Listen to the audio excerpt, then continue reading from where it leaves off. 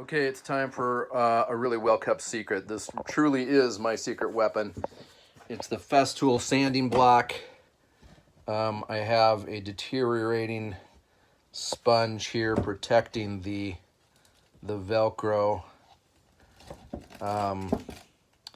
So there's actually a secondary. There's like a thin Velcro protector on the regular Velcro, and then there's the foam pad, which I almost never take off.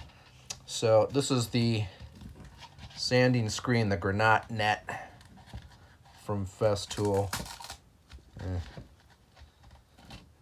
Anyways, this is able to kind of abrade and pick up dust anywhere.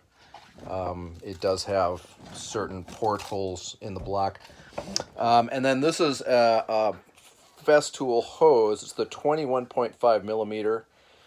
It's like $120, I think, right there for everything. So the hose is like 60, the block is like 60. And then these are kind of pricey, but like $40 a box, somewhere in there.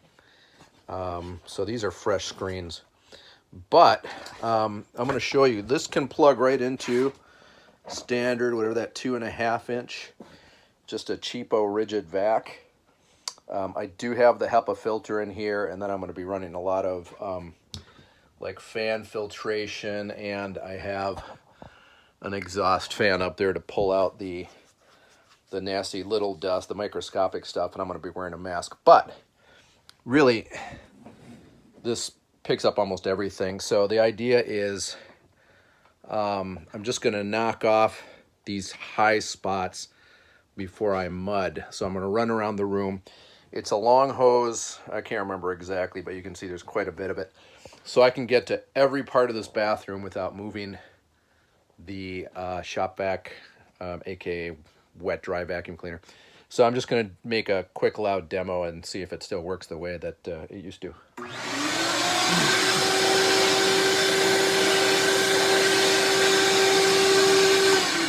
That's it. That's the demo.